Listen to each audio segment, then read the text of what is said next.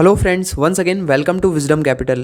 पिछली वीडियोस में हम जान चुके हैं स्टॉक मार्केट क्या है, कैसे काम करती है, एक्सचेंज, इंडेक्स, निफ्टी 50 आदि क्या है, मार्केट कैप क्या होता है, डीमैट एंड ट्रेडिंग अकाउंट में क्या डिफरेंस होता है, कंपनी शेयर्स क्यों इशू करती है, types of orders, types of traders, charges and taxes, face value, dividend, candlestick patterns और भी बहुत सी बेसिक बातें हम जान चुके हैं। आज से हम इस सीरीज़ का मॉड्यूल 2 स्टार्ट कर रहे हैं, जो है फ्यूचर एंड ऑप्शंस।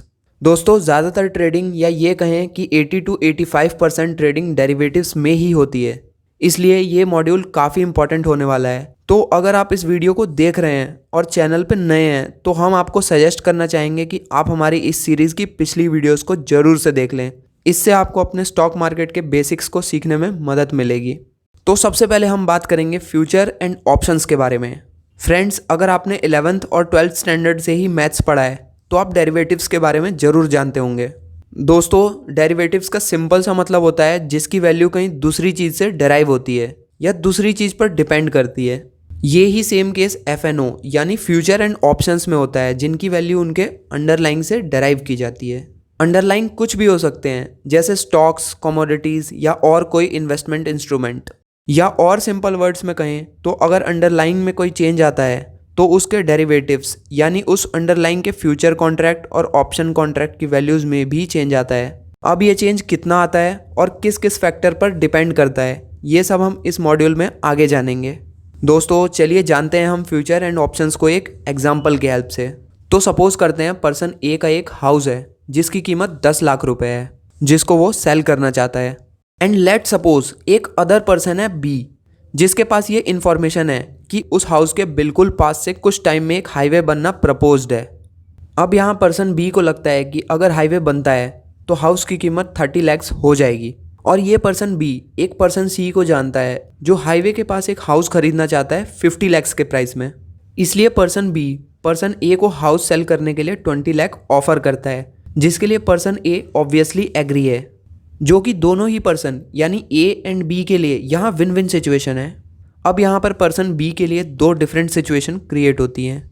अगर प्रपोज्ड हाईवे अप्रूव्ड होता है तो पर्सन बी को 30 लाख का प्रॉफिट होना है। बट व्हाट इफ वो हाईवे प्रपोजल किसी वजह से रिजेक्ट होता है और हाईवे नहीं निकलता, तो इस केस में पर्सन बी को लॉस होगा। नाउ इस सिचुएशन में पर्सन बी पर्सन ए के साथ एक फॉरवर्ड एग्रीमेंट या कॉन्ट्रैक्ट में आना चाहेगा कि suppose person A person B को 2 महीने बाद 20 lakhs में वो हाउस सोल्ड करेगा। या फिर पर्सन बी के पास एक और ऑप्शन है कि वो अभी पर्सन ए को 2 लाख की टोकन मनी देकर 20 lakhs के प्राइस पर वो हाउस बुक कर ले और 2 महीने बाद हाईवे बनने की स्थिति में जो बैलेंस है वो 18 लाख देकर 30 लाख का प्रॉफिट कमा ले। या फिर हाईवे रिजेक्ट होने की स्थिति में अपने 2 लाख रुपए पर्सन ए के पास ही छोड़ दे और हाउस को खरीदे ही ना। अब यहाँ पर एक चीज़ सोचिए फ्रेंड्स, 1.5 महीने बाद अथॉरिटी हाईवे को अप्रूवल दे देती है, तो सोचिए कि उस एग्रीमेंट की वैल्यू अब क्या होगी। क्या 2 लाख ही होगी या ज़्यादा होगी? तो सिंपल सी बात है कि अब सबको पता है कि हाईवे तो बनना तय है। तो अब हर कोई पर्सन जो हाईवे के पास घर खरीदना चाहता है वो पर्सन बी को उसके 2 लाख टोकन मनी की जगह 15 लाख भी देने के लिए तैयार होगा इफ़ पर्सन बी हाउस को 20 lakhs में खरीद लेने का अपना राइट किसी और को दे दे, क्योंकि उससे अब 30 lakhs का प्रॉफिट होने वाला है। दोस्तों, ये ही सब फ्यूचर एंड ऑप्शंस के केस में भी होता है, जहां पर वो एग्रीमेंट फ्यूचर कॉन्ट्रैक्ट कहलाता है, तो वहीं टोकन मनी ऑप्शंस का प्रीमियम जैसा होता है।